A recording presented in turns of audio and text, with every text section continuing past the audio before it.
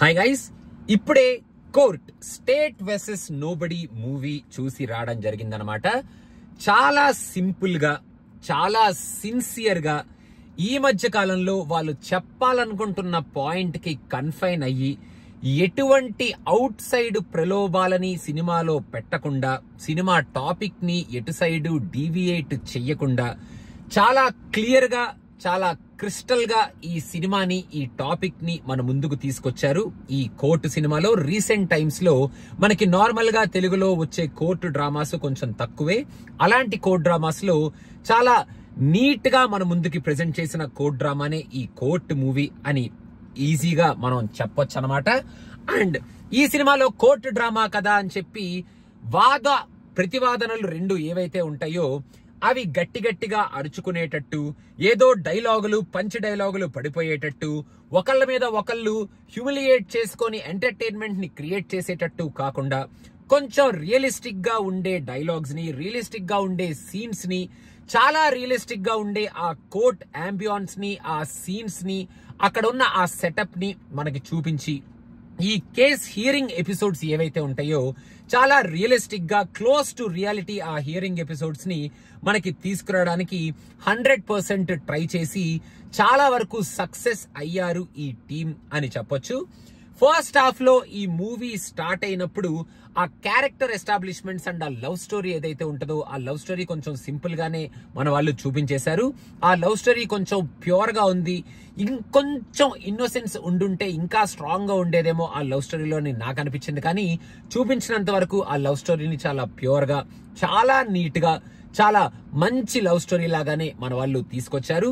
First half నాకెందుకో, sorry to say, ఏమీ అనుకోవద్దు, బట్ లైట్ గా లెందీ అయిందేమో అనిపించింది. బికాజ్ సెకండ్ హాఫ్ లో వచ్చే ఆ కోర్ట్ డ్రామా ఏదైతే ఉంటుందో ఆ డ్రామాకి ఫస్ట్ హాఫ్ ఒక సెటప్ లాగా వాళ్ళు వాడుకున్నారు కాబట్టి ఆ లెంత్ కొంచెం ఎక్కువయ్యేటట్టు ఆ ఫస్ట్ హాఫ్ చూపించారేమో అని నాకైతే అనిపించింది. ఎందుకంటే everything happens in the first half so that the movie can start from the court drama in the second half kabatti.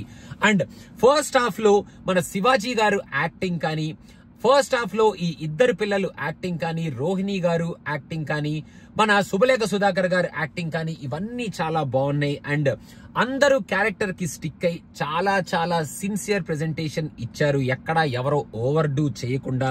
Sai Kumar గారు కూడా చాలా మంచి పర్ఫార్మెన్స్ ఇస్తారు ఫస్ట్ హాఫ్ లో.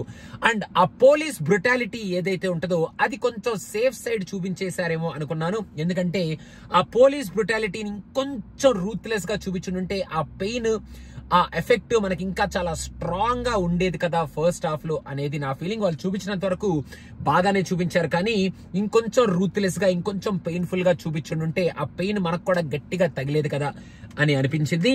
ఇంకా సెకండ్ హాఫ్ కి వచ్చేటప్పటికి ఫస్ట్ హాఫ్ లో ప్రియదర్శి అంత యాక్టింగ్ కి ఆయనకి రోల్ లేనట్టు ఈ సినిమాలో ఉన్నా, సెకండ్ హాఫ్ కి వచ్చేటప్పటికే ఇట్స్ ఆల్ ప్రియదర్శి అండ్ మన హర్ష గారు, వీళ్ళిద్దరి మధ్యలో ఉన్న ఆ కేసు, అక్కడ వచ్చే ఆ వాదనలు, ప్రతివాదనలు అండ్ ఆ లాజికల్ స్టేట్మెంట్స్ కానీ, కొన్ని మంచి ఇంట్రెస్టింగ్ ట్విస్ట్స్ అండ్ టర్న్స్ కానీ ఇలా పెట్టుకొని సెకండ్ హాఫ్ ని ఇంట్రెస్టింగ్ గానే ముందుకు తీసుకెళ్లారు. సెకండ్ హాఫ్ లో కొంచెం ఒక మంచి ఇంట్రెస్టింగ్ ట్విస్ట్ తో ఈ సినిమా కొంచెం డౌన్ అయిందిరా అనుకున్నప్పుడు సాయి కుమార్ గారి చేత ఒక మంచి ఇంపార్టెంట్ సీన్ లో ఆయనకు ఒక ఇంపార్టెంట్ డైలాగ్ ఇచ్చి ఈ సినిమాని సూపర్బ్ గా రేస్ చేస్తారు. అండ్ లాస్ట్ లో ఈ మూవీ మొత్తానికి వాళ్ళు చెప్పాలనుకుంటున్న ఒక 2 వెరీ ఇంపార్టెంట్ మెసేజెస్ ఏవైతే ఉంటాయో అవి చాలా చాలా ఇంపార్టెంట్ మెసేజెస్, చాలా బ్యూటిఫుల్ మెసేజెస్ లాస్ట్ లో ఆ ఎమోషనల్ సీన్స్ ద్వారా, మన ప్రియదర్శి స్టేట్మెంట్స్ ద్వారా ఈ కేసు క్లోజింగ్ టైంలో ఇప్పించారు. అండ్ దోస్ 2 స్టేట్మెంట్స్ డెఫినెట్ గా అందరూ వినాలి. ఆ 2 స్టేట్మెంట్స్ డెఫినెట్ గా ఫాలో అయితే చాలా బాగుంటది అనే కైండ్ ఆఫ్ స్టేట్మెంట్స్ ని మనకి ఆ 2 స్టేట్మెంట్స్ ద్వారా లాస్ట్ లో ఇస్తారనమాట.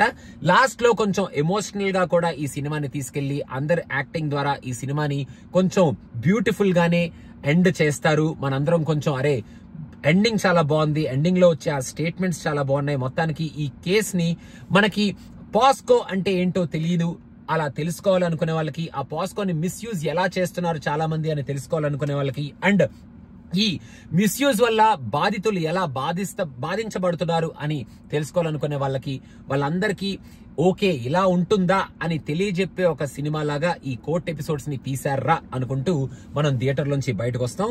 ఈ మూవీలో యాక్ట్ చేసిన వాళ్ళందరూ ఇందాక నేను చెప్పినట్టు they gave their best. And main గా ఇలాంటి స్టోరీని చాలా సిన్సియర్ గా ప్రెజెంట్ చేసినందుకు రామ్ జగదీష్ డైరెక్టర్ కి మనం డెఫినెట్ గా కుడోస్ చెప్పాలి. ఎందుకంటే దీస్ కైండ్ ఆఫ్ మూవీస్ మనం ఎక్కడ చూస్తాము అనేది మన పర్సనల్ ఒపీనియన్. థియేటర్ లో చూసి ఇలాంటి సినిమాలకి మనం కొంచెం ఎంకరేజ్మెంట్ ఇస్తే చాలా బాగుంటది అనేది నా feeling. But at the end of the day ఇలాంటి సినిమాలు వస్తున్నాయి, ఇలాంటి సినిమాలు మనం ఎంకరేజ్ చేస్తున్నాం, ఇలాంటి సినిమాలు మనం చూస్తున్నాం. ఇలాంటి డైరెక్టర్స్ ఇలాంటి చిన్న చిన్న పాయింట్స్ ని పట్టుకొని ఇలాంటి సినిమాలు మన ముందుకి చాలా క్లారిటీతో, చాలా ప్యూరిటీతో, చాలా సిన్సియర్ గా ఎటువంటి ఎంటర్టైన్మెంట్ యాంగిల్స్ కానీ ఎలాంటి డీవియేషన్స్ కానీ లేకుండా తీసుకొస్తున్నారు అన్న కైండ్ ఆఫ్ మనకి ఎంకరేజ్మెంట్ ని వాళ్ళకి ఇస్తున్నాం అన్న కైండ్ ఆఫ్ సపోర్ట్ తో ఇలాంటి మూవీస్ ని మనం చూస్తే చాలా బాగుంటది అనేది నా ఫీలింగ్. సో ఓవరాల్ గా thank you Nani and wall poster cinema for bringing such kind of cinema to the theaters or to whatever platforms where people want to watch this film. మీకు కనుక మన వాళ్ళు చూపించిన ఒక సిన్సియర్ కోర్ట్ డ్రామా, అసలు ఏం జరిగింది తెలుసుకోవాలి, కోర్ట్ డ్రామా ఎలా ఉంది అని తెలుసుకోవాలి అనుకుంటే మీరు ఈ సినిమాని చూడొచ్చు. నాకైతే ఫస్ట్ హాఫ్ కొంచెం ల్యాగ్ ఉన్నట్టు అనిపించింది. బట్ సెకండ్ హాఫ్ లో వాళ్ళు చూపించిన సీన్స్ కానీ, the way Priyadarshi acts as a lawyer and ఆ లా ని ఎలా అయితే తను డిఫైన్ చేస్తూ ఆ స్టేట్మెంట్స్ ని ఎలా అయితే చాలా న్యాచురల్ గా డెలివర్ చేశాడో, ఏదో హీరో లాగా కానీ టకటక స్టేట్మెంట్లు చెప్పేసి పేపర్లు ఇసిరేయడం కాకుండా చాలా న్యాచురల్ గా ఎలా అయితే చెప్పాడో, ఆ న్యాచురాలిటీ ఉన్న ఆ కోర్ట్ ఎపిసోడ్స్ ని చూడాలి అనుకుంటే మీరు కోర్ట్ మూవీని చూడొచ్చు.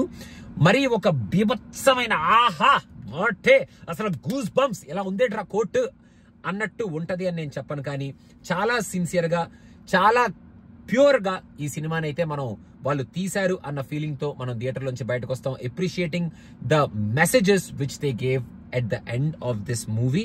ఇంకా మిగతాది మీ ఇష్టం గైస్, మీరు ఈ సినిమాని ఏం చేద్దాం అనుకుంటున్నారు అనేది. మొత్తానికి ఇలాంటి సినిమాల్ని మనం ఎంకరేజ్ చేయడంలో ఎటువంటి తప్పు లేదు, because this team got this movie like that to us with important messages and very realistic scenes, very realistic arguments and very realistic performances. And at the end of the day theatre నుంచి బయటకు వచ్చేటప్పుడు మనం ఒక మంచి feel తోనే బయటకు వచ్చేటట్టు ఈ సినిమాని తీశారు. కాబట్టి that's what I want to say. ఇలాంటి సినిమాల్ని చూడటంలో, ఎంకరేజ్ చేయడంలో ఎటువంటి తప్పు లేదు. సో అదనమాట సంగతి guys. Thank you so much for watching this video and don't forget to subscribe to Cinema Picture. Thank you and bye.